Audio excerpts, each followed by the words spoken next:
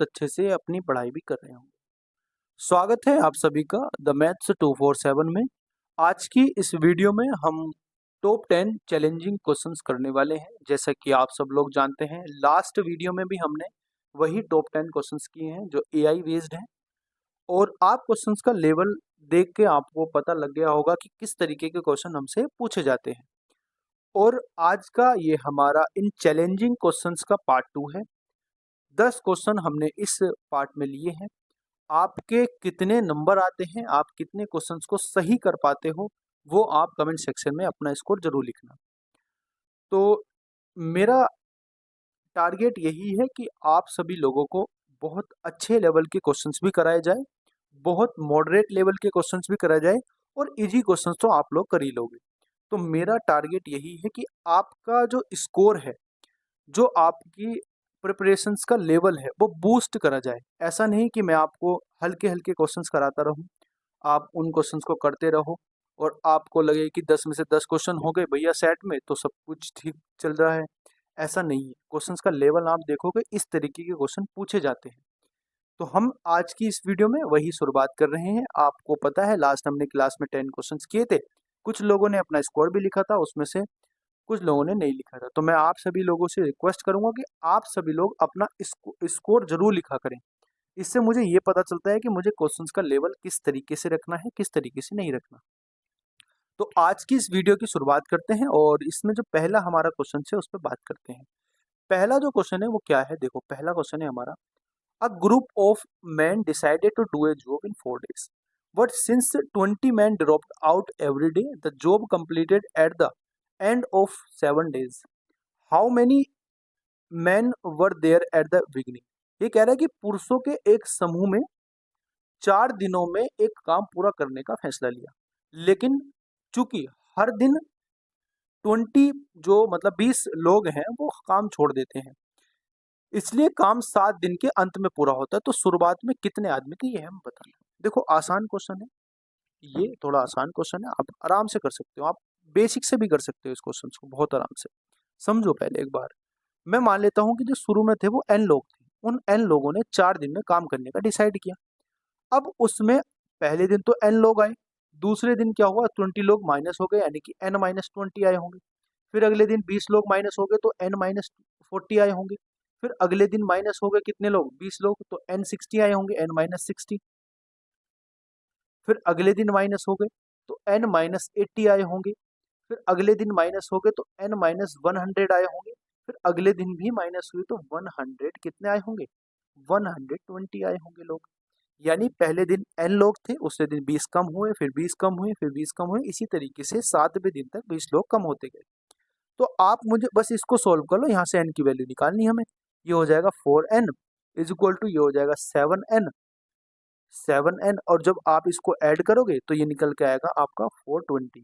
7n और minus क्या आएगा, देखो 420, 120 और 100, 120 और 80 200 हो जाएंगे, 100 और 100 हो जाएंगे 200, 200 200 400 और 20 420 हो जाएंगे।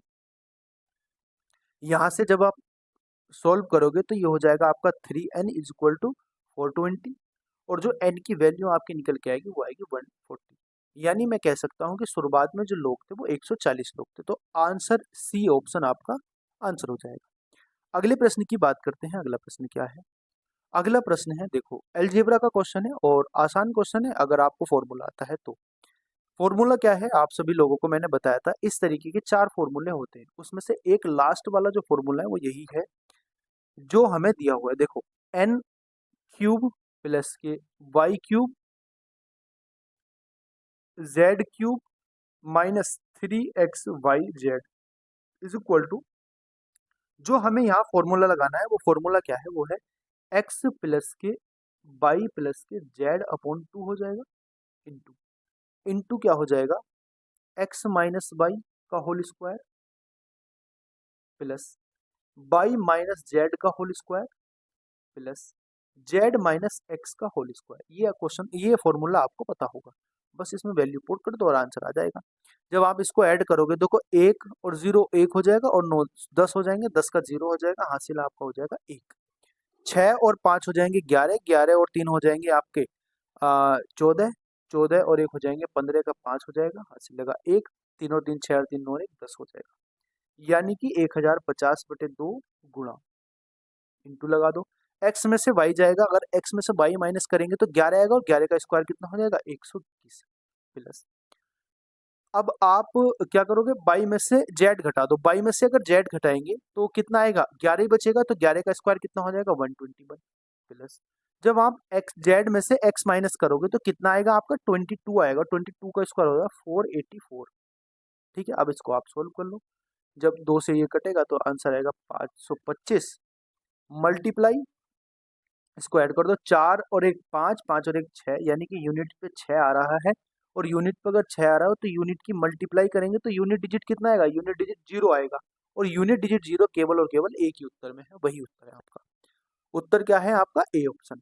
समझ में आ गई, मैंने यूनिट डिजिट से क्वेश्चन सॉल्व करने की कोशिश करी, यहाँ यूनिट डिजिट कितनी थी 5 थी, जब इसको हम सॉल्व करेंगे इसकी यूनिट डिजिट आएगी 6, और जब 5 की 6 से मल्टीप्लाई करेंगे तो यूनिट डिजिट बनेगी आपकी 0, तो 0 केवल और केवल एक ही आंसर में था, वही उत्तर आपका हो जाएगा।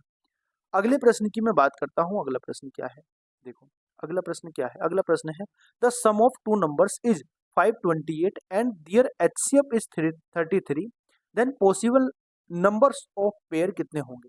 नंबर ऑफ पेयर्स कितने होंगे, ये नंबर ऑफ पेयर होगा, नंबर ऑफ पेयर्स कितने होंगे, ठीक है, ये बताना है हमें।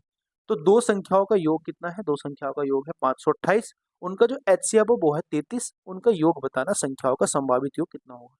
आप मुझे एक बात बताओ, अगर मैं दो संख्याओं को ऐड करता हूं तो उसमें उसका एचसीएफ भी ऐड हो जाता है, यानी अगर मैं 4 और 2 को ऐड करूं, मान के चलो हाइपोथेटिकली, अगर 4 में 2 को ऐड करूं तो कितना आएगा 6, और 4 और 2 का जो एचसीएफ होगा वो 2 होगा, और जब इसको ऐड करेंगे 6 आएगा, तो इसमें इसका 2 भी, फैक्टर तो 2 भी है ना इसमें ऐड, तो यानी मैं कह सकता हूँ जो संख्या हम ऐड करते हैं उन संख्याओं में उसका एचसीएफ भी ऐड हो जाता है।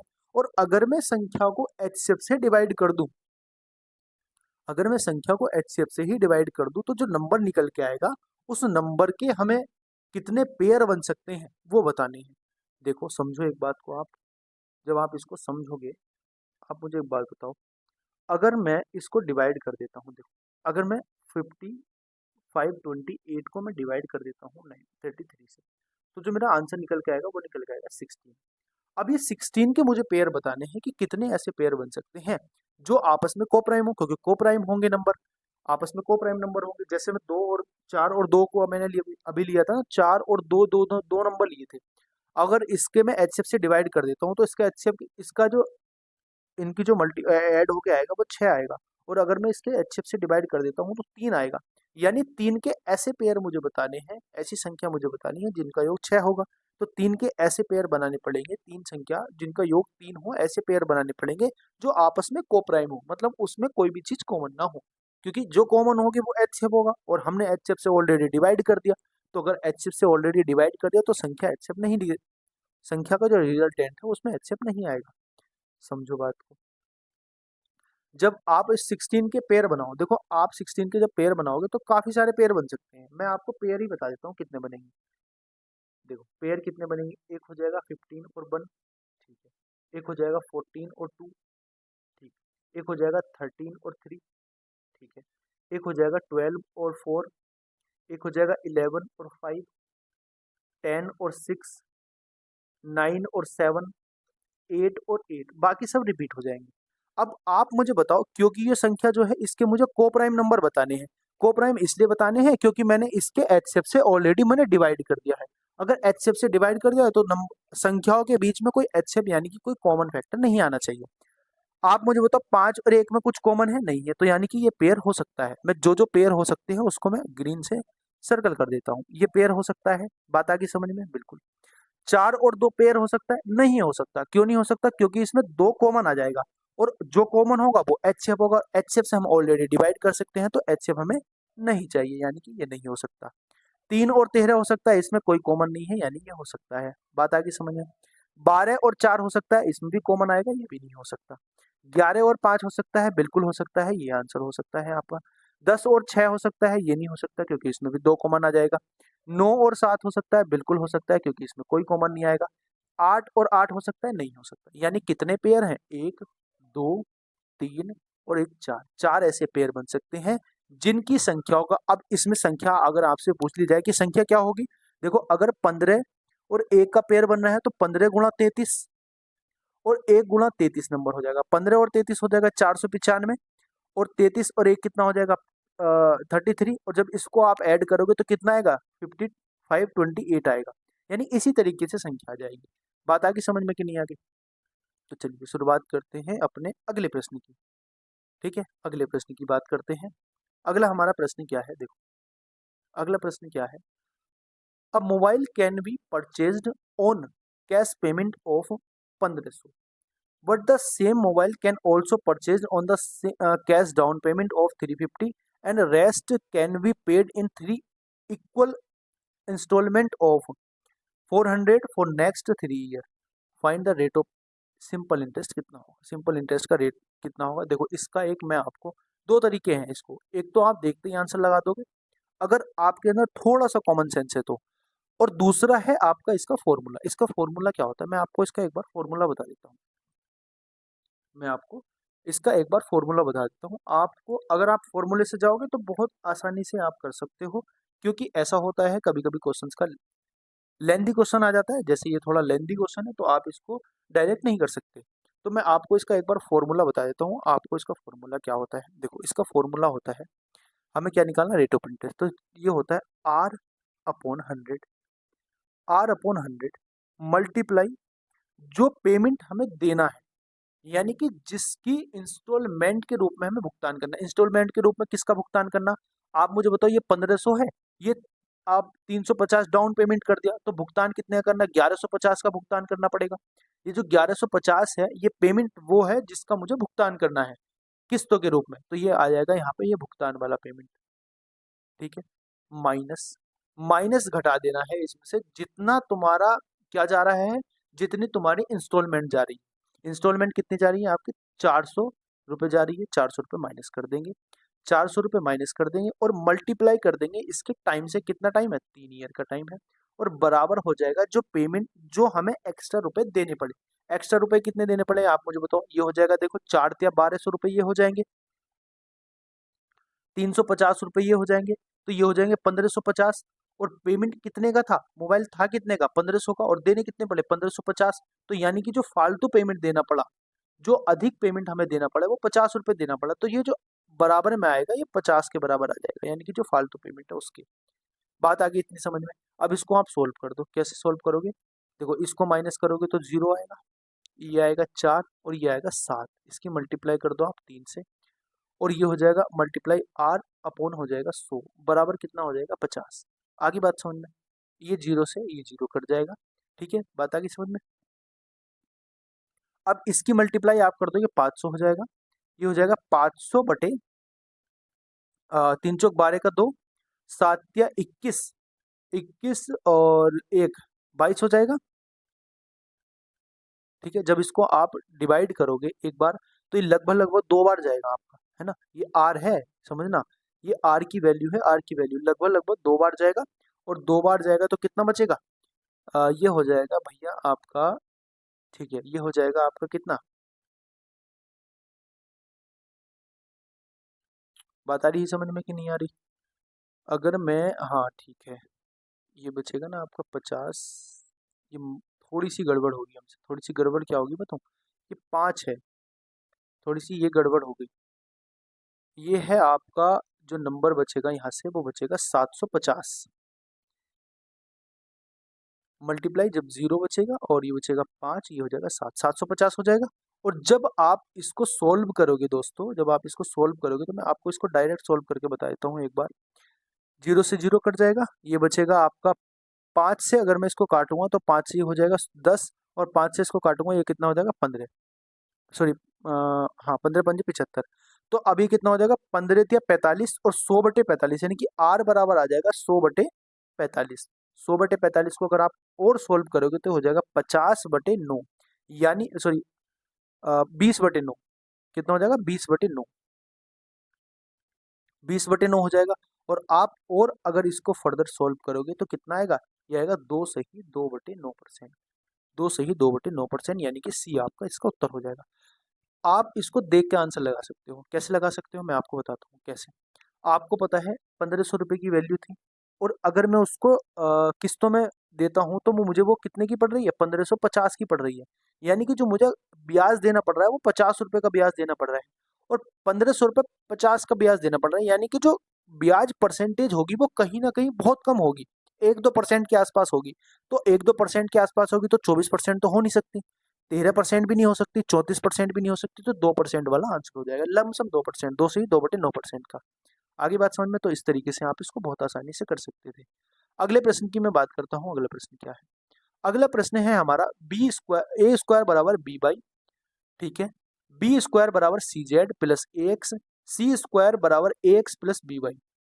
ठीक है, हमें वैल्यू निकालनी, मैं एक बार ये लिख देता हूँ, निकालना क्या है हमें, 1/2 into X upon A plus X plus Y upon B plus Y plus Z upon C plus Z.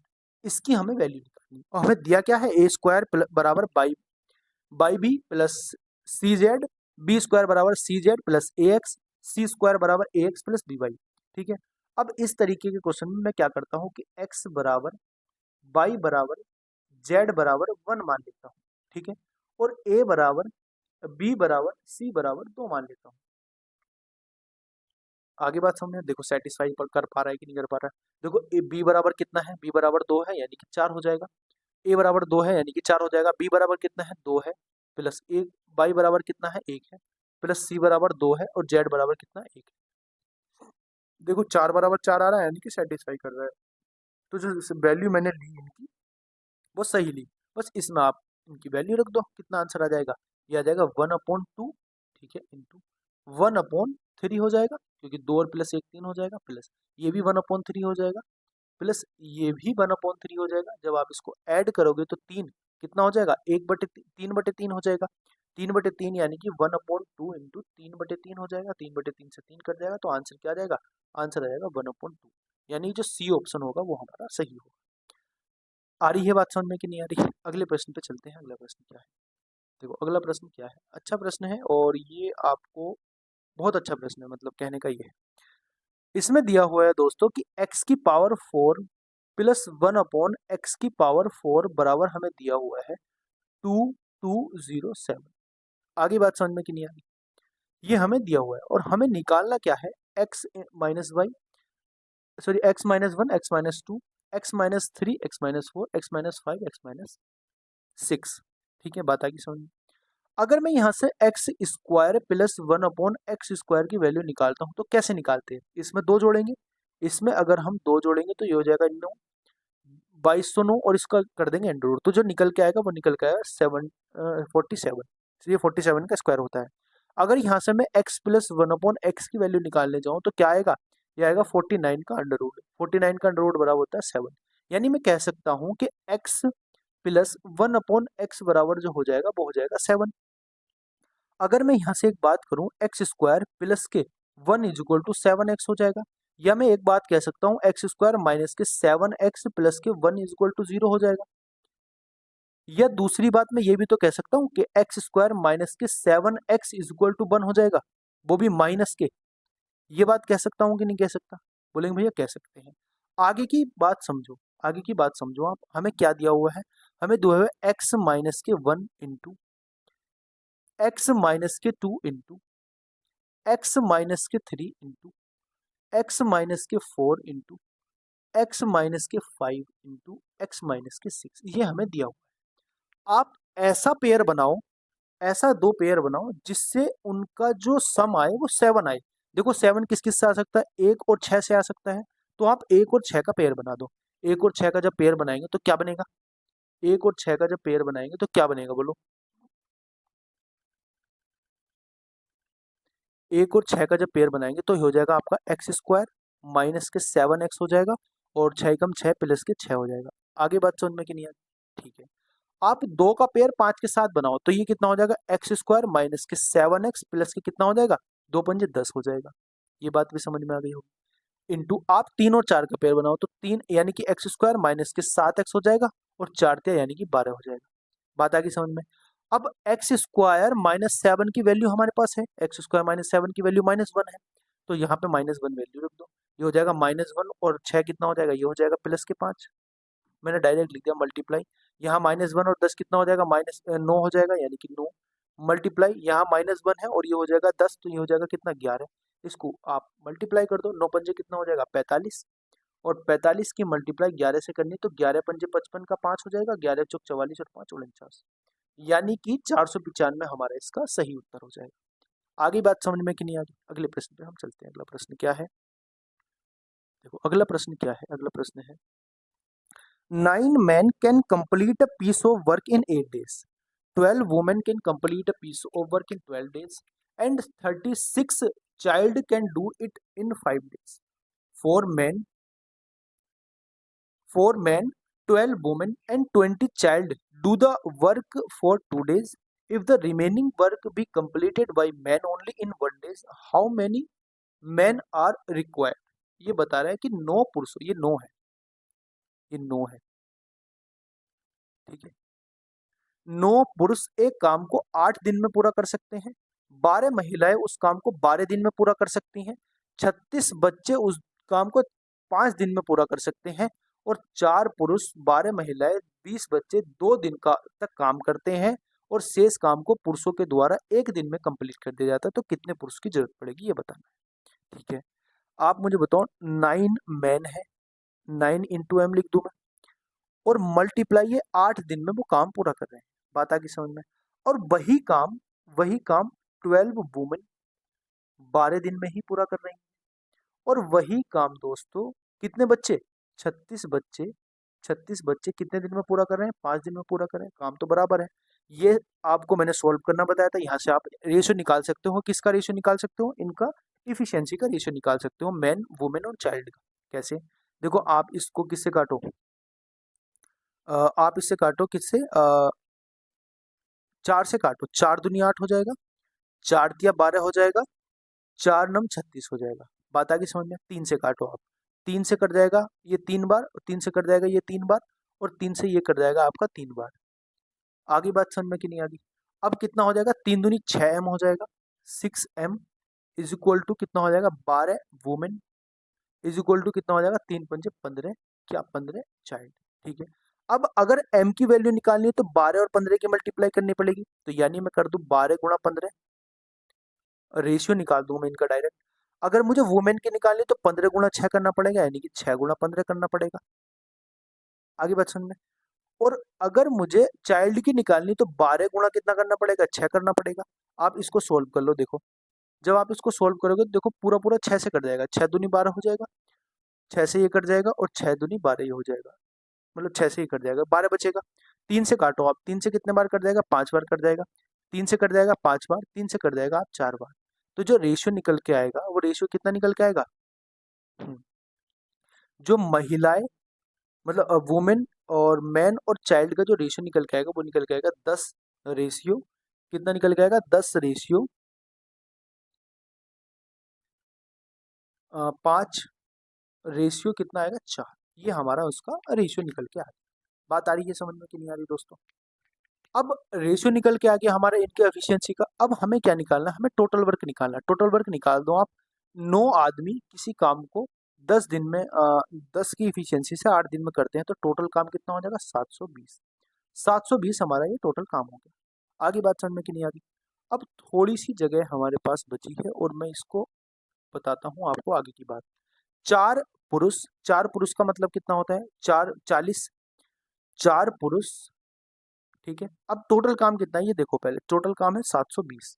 अब इस 720 में से कितना काम कर रहे हैं कौन, 4 पुरुष। 4 पुरुष का मतलब हो गया 40, प्लस कितनी महिलाएं, 12 महिलाएं, तो 12 महिलाओं का मतलब हो गया 5, 12 पंजे 60, ठीक है, प्लस ये हो जाएगा 36, कितना कितना 20 बच्चे, 20 बच्चे यानी कि 4 दूनी 8, 80 हो जाएगा। और कितने दिन का काम करते हैं, 2 दिन तक काम करते हैं। देखो अब इसको सोल्व करो आप, कितना हो जाएगा ये 180, 180 दूनी कितना हो जाएगा 360, और 720 में से 360 जाएंगे तो 360 काम बचा। अब ये जो 360 काम है ना दोस्तों, ये मैन के द्वारा कराया जा रहा है, और मैन की इफिशियंसी कितनी है, मैन की इफिशियंसी है 10, तो कितने मैन की जरूरत पड़ेगी, मैन की जरूरत पड़ेगी 36, यानी कि 36 आदमियों की जरूरत पड़ेगी इस काम को पूरा करने के लिए। आगे बात समझ में कि नहीं आ गई? समझाने में थोड़ा टाइम लगा, लेकिन क्वेश्चंस को अगर आप करने बैठते तो आसानी से आप कर पाते। चलो नेक्स्ट क्वेश्चन की बात करते हैं। नेक्स्ट क्वेश्चन हमारा क्या है? नेक्स्ट क्वेश्चन है, a man purchase an article for 22,000 cash and 9,000 cash down payment and 2 monthly instalment for 8,000 each. The rate of simple interest बताना। यानी कि एक व्यक्ति 22,000 रुपये नगद और 22,000 रुपये नगद और 900 रुपये नगद डाउन पेमेंट तथा 8,000 रुपये प्रत्येक की 2 वार्षिक मासिक किस्तों पर एक वस्तु खरीदता है, उसका साधारण ब्याज बताना है। तो वैसे ही क्वेश्चन है जैसे मैंने आपको पहले बताया था, फॉर्मूला रखोगे आप तो उसका आंसर आ जाएगा बहुत आराम से। अगले प्रश्न की बात करते हैं। अगला प्रश्न क्या है हमारा? अगला प्रश्न है हमारा, देखो, Kavya invested a sum of 51,200 at compound interest at the rate of 112.5% per annum. What interest does Kavya get if she invested her sum for 2 year period? 2 period of 25 year? नहीं, ये 2 ईयर है, पीरियड ऑफ 2 ईयर है। माफी चाहूंगा, थोड़ी सी गड़बड़ हमसे हुई है यहाँ पे क्वेश्चंस को नोट करने में। तो ये आपको 2 साल की बात बतानी है। 2 साल, 2 साल, 2 साल नहीं, मैं आपको बताता हूँ ये कितना है।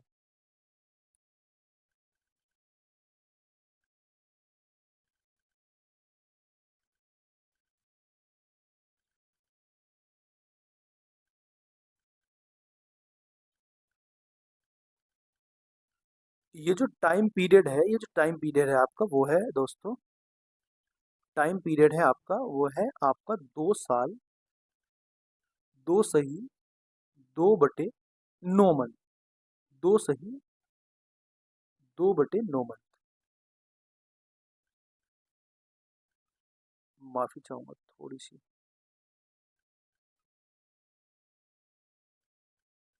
ये जो टाइम पीरियड है आपका, वो टाइम पीरियड मैं आपको एक बार बता देता हूँ, इंग्लिश में मैं लिख देता हूँ, आप एक बार उसको, ये है 2 साल 2 सही 2/9 ईयर। ये इतना टाइम पीरियड है ना। जब आप इसको, ये आप इस तरीके से ना, 2 साल 2 सही 2/9 महीने, 2 साल की बात हो रही है। यानी हमें सीधा सीधा पता है रेट ऑफ इंटरेस्ट हमें दिया हुआ है और चक्रवृद्धि ब्याज है और हमें प्रिंसिपल अमाउंट भी दी हुई है। हमें बताना है कि ब्याज कितना होगा। सिंपल सी बात है, 12.5% का जो फ्रैक्शन वैल्यू होती है वो कितनी होती है? वो होती है 1/8। बात आ गई समझ में? यानी कि वैल्यू 8 से कितनी होगी? 9 हो गई। यानी कि सिंपल जो मूलधन था वो 8 था, अगले साल मूलधन कितना हो गया? 9 हो गया। फिर अगले साल मूलधन 8 था, फिर कितना हो गया? 9 हो गया। लेकिन 2/9 महीने के लिए क्या होगा? देखो, 1/8 12 महीने के लिए है, 12 महीने यानी कि 1 साल के लिए है। मुझे 2/9 की वैल्यू निकालनी, तो कितना हो जाएगा? ये हो जाएगा 1/36। 1/36 का मतलब हो जाएगा दोस्तों 36 से कितना? 2/36, सॉरी 2/36, 36 से 37। ठीक है, आप इसको सोल्व कर लो। ये आपका प्रिंसिपल अमाउंट और अमाउंट का क्या आ जाएगा? ये प्रिंसिपल अमाउंट और अमाउंट का आ जाएगा क्या? आपका रेशियो आ जाएगा। बस यहाँ से आप वैल्यू निकाल सकते हो बहुत आसानी से। 9 से काटेंगे इसको, कितने बार कटेगा? 4 बार कटेगा। ठीक है, 8 अट्ठे 64, 64 अट्ठे कितना होते हैं? 256 होते हैं। ठीक है, 9 सत्ते 63 का 3, 9 सत्ते 63 और 3 33 होते हैं। 9 तिया 27, 27 और 6 33। आगे बात समझ में? इसको सोल्व कर लो आप। ये जो वैल्यू हमें दी हुई है, ये दी हुई है इसकी वैल्यू और हमें इसकी निकालनी है। यानी सिंपल सा हमें मान दिया हुआ है 51,200 रुपये की जो वैल्यू दी हुई है वो कितनी है? 256। हमें जो निकालनी है वो किसकी निकालनी है? इसकी निकालनी है। इसका 2 गुना हो रहा है, सीधा सीधा इसका भी 2 गुना कर दो। जब इसका 2 गुना करेंगे तो 3 दूनी कितना होगा? 6 होगा। 3 9 सत्ते 63, 3 9 तिया 27, 27 और 3 कितने हो गए? हमें तो इंटरेस्ट निकालना ना, सॉरी इंटरेस्ट निकालना है। ये तो मूलधन हो जाएगा, सॉरी मिश्र धन हो जाएगा। ये तो हमें इंटरेस्ट निकालना है ना, तो इंटरेस्ट में इसको माइनस कर दो बस। इंटरेस्ट कितना आ जाएगा? बोलो, 11 में 13 में से 9 6 गए 7 बचेंगे, या 12 में से 5 गए कितना बचेगा? 7 बचेगा और 77 हो जाएगा। तो 77 की वैल्यू हमें निकालनी है। मल्टीप्लाई कर दो, कितना हो जाएगा? 77 की जब वैल्यू निकालेंगे तो 154 हो जाएगा। यानी कि हमारा 15,400 रुपये का क्या आएगा? इंटरेस्ट आएगा हमारा, इसका कंपाउंड इंटरेस्ट। आगे की बात करते हैं अगले प्रश्न की। आज की क्लास का ये आखिरी हमारा प्रश्न है और बहुत ही अच्छा प्रश्न है, समझना है आपको। स्टैटिस्टिक्स का प्रश्न है, बहुत ही अच्छा है। ध्यान से समझोगे तो बहुत आराम से आप इसको कर पाओगे। देखो, if the mean of 4 numbers is 47, the mean of the smallest 3 number is 44, if the range of the data is 12, range of the data is 12, बहुत इंपॉर्टेंट बात बताई हुई है। what is the mean of the largest 3 number, largest 3 number का mean हमें बताना है। ठीक है, अब हमें क्या दिया हुआ है, 4 जो नंबर है हमारे पास, 4 जो नंबर है उनका जो हमें मीन दिया हुआ है वो 447 दिया हुआ है, यानी कि उसका अगर मैं सम निकालने जाऊं चारों की चारों संख्याओं का, मैं मान लेता हूँ संख्या एक ए है, एक बी है, एक सी है और एक डी। इनका जो सम हमें बताया हुआ है वो कितना है, 7 चौक 28 और 4 चौक 16 और 2 हो जाएंगे 18, 188 दिया हुआ है। इतनी बात आगे समझ में। अब दूसरी बात क्या दी हुई है, जो पहले की 3 संख्या है, यानी मैं मान लेता हूँ ए बी और सी का जो सम दिया हुआ है, पहले की जो 3 संख्या है उसका जो हमें मीन दिया हुआ है वो 44 दिया हुआ है, यानी कि 3 गुणा कितना हो जाएगा, 3 गुणा 44 हो जाएगा, 3 गुणा 44 हो जाएगा। तो कितना निकल के आएगा, 4 तिया 12 का 3, 4 तिया 12 और 1 13। आगे बात समझ में, 4 तिया 12 और 1 13, यानी कि सॉरी 132 आ जाएगा। अब मुझे बताओ, ये 3 संख्या है ए बी सी और ये ए बी सी डी है, यहाँ से मैं डी की वैल्यू निकाल सकता हूँ, बहुत आराम से निकाल सकता हूँ डी की वैल्यू। डी की वैल्यू अगर जब मैं निकालूंगा तो कितना बचेगा, 4 बचेगा। ये कितना बचेगा आपका, और ये बचेगा आपका, नहीं 6 बचेगा, 56 बच जाएगा ये आपका। 56 जो नंबर आ जाएगा वो डी नंबर जो है वो 56 है उसकी वैल्यू। अब डी नंबर की 56 वैल्यू, अब एक चीज आपको समझनी है, एक चीज आपको क्या समझनी है, मैंने आपको जब स्टैटिस्टिक्स पढ़ाया था मैंने आपको रेंज बताई थी, रेंज क्या होती है, रेंज होती है स्मॉलेस्ट नंबर और रेंज होती है सबसे बड़े वाले नंबर का डिफरेंस, स्मॉलेस्ट नंबर और लार्जेस्ट नंबर का डिफरेंस। तो इसमें स्मॉलेस्ट नंबर ए होगा, इसमें लार्जेस्ट नंबर डी होगा, तो ए माइनस डी, या मैं कह सकता हूँ डी माइनस ए बराबर जो होगा वो कितना होगा, 12 होगा। बात आगे समझ में। और डी की वैल्यू 56 है और ए की वैल्यू मुझे निकालनी, तो -12 इज इक्वल टू ए कर दूंगा। ए की वैल्यू निकल के आ गई, यहाँ से कितनी निकल के आ गई, 44। अब ए की वैल्यू 44 आ गई। अब मुझे एक बात बताओ, ये चारों संख्याओं का सम है। अब इस चारों संख्याओं के सम में से अगर मैं ए का सम माइनस कर दूंगा तो बाद की 3 संख्याओं का सम बचेगा, है ना, बात आ गई समझ में। यानी कि 4, ये हो जाएगा 188 में से आपको 44 अगर माइनस कर देंगे हम तो कितना आएगा, 144 आएगा। अभी जो 144 है ये माइनस बाद की 3 संख्याओं का सम है, और हमसे वही पूछा बड़ी 3 संख्या है, बड़ी 3 संख्या तो यही होगी ना जो सारी क्रोनोलॉजी में लिखी हुई है। तो 144 बटे जब हम 3 करेंगे तो कितना आएगा, 3 चौक 12, 3 अट्ठे 24, यानी कि 48 हमारा इसका उत्तर आ जाएगा। आगे बात समझ में, मजा आया कि नहीं आया, बोलो बोलो, मजा आया कि नहीं आया, कैसा लगा, लेवल कैसा था, मजा आया है कि नहीं आया। तो उम्मीद करता हूँ आपको क्लास समझ में आई होगी। आप चैनल को सब्सक्राइब कर लेना, अगर नए आए हो तो वीडियो को लाइक कर देना और वीडियो को शेयर कर देना, और अपना कमेंट सेक्शन में अपना स्कोर जरूर बताना है, आपका स्कोर क्या आएगा। धन्यवाद, मिलते हैं अपने नेक्स्ट वीडियो में, तब तक के लिए जय हिंद।